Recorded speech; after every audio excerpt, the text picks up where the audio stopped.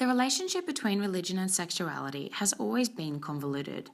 For those who want to pursue relationships outside of the man and woman cookie cut, religion has largely been off limits.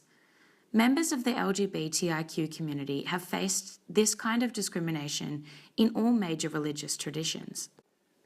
In this segment of This Modern Love, we speak to members of the Catholic and Jewish faith to look at the troublesome past of religion and sexuality and what is being done today to restore it. Father Peter Marr of St Joseph's Catholic Church in Newtown is no stranger to this topic. He's been running services for LGBTIQ Catholics and their family and friends for the past 15 years. He is a well-known and respected parish leader in Sydney. Part of the work here is to support LGBTIQ Catholics and their families and friends.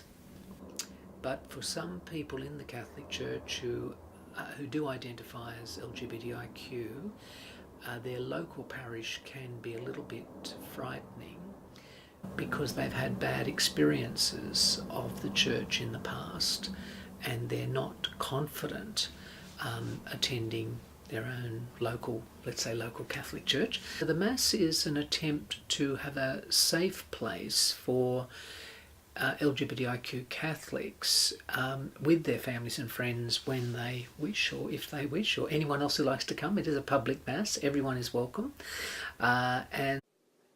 Also well known for his advocacy in this area is Kim Gottlieb, who runs DIANU, an organisation which supports Jewish LGBTIQ people. I'm Kim Gottlieb, I'm Jewish. So DIANU was formed and it was designed as a social and just an opportunity for gay, lesbian, transgender, intersex. I think the initials have developed over time. People to get together. And initially, I think it got started in 2000 with the decision that we were going to put a float in Mardi Gras. The woman who came up with the name,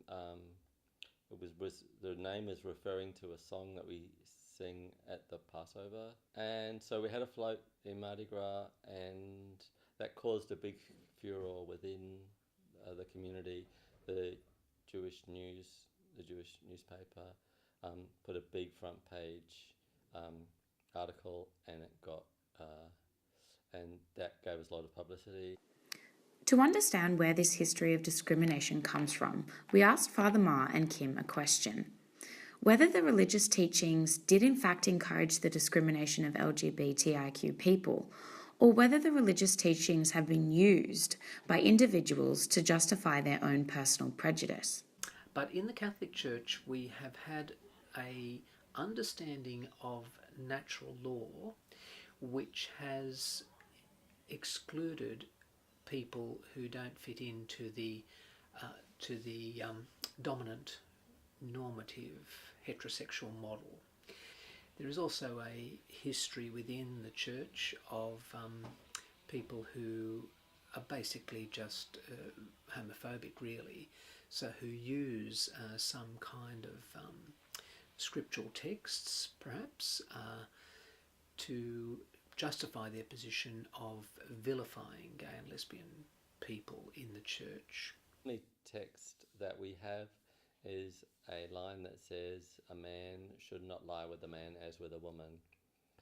Now, if they wanted to be specific about male-to-male relations, they could have been much more clear, which they are much more clear about a whole lot of things.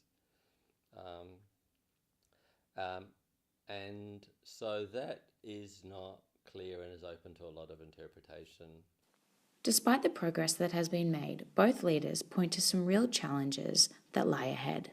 One of the problems I think we are trying to work through is that many parishes are very accepting, or let's say they do not discriminate against LGBTIQ Catholics, but they don't make that explicit. They haven't sort of come out, so to speak, to say it in a way that is helpful. I think the most powerful snapshot is that in the tradition and in Orthodoxy it still happens that if someone finds out that their child is gay, they consider them dead and they do the ceremonies that they would do as if they were dead. That's pretty full on. So one of our members, I was thinking about the conversion programs that Christians have, but yeah, we have one because there was an Orthodox kid in our community that got sent to New York to go to one of those programs, and ironically, he found a partner there. Looking forward, both community leaders stress that their religions contain more teachings about acceptance and love than they do about discrimination, and both are hopeful for the future of the LGBTIQ community. So it's not about, as the Pope says there, it's not about judging them. It's about saying, well, who are you and how can we help you? There's plenty of biblical quotes to say we should love everyone and that God loves everyone equally. And I think I believe that the whole Torah is about learning to get along with one another and to acknowledge the divinity in each of us.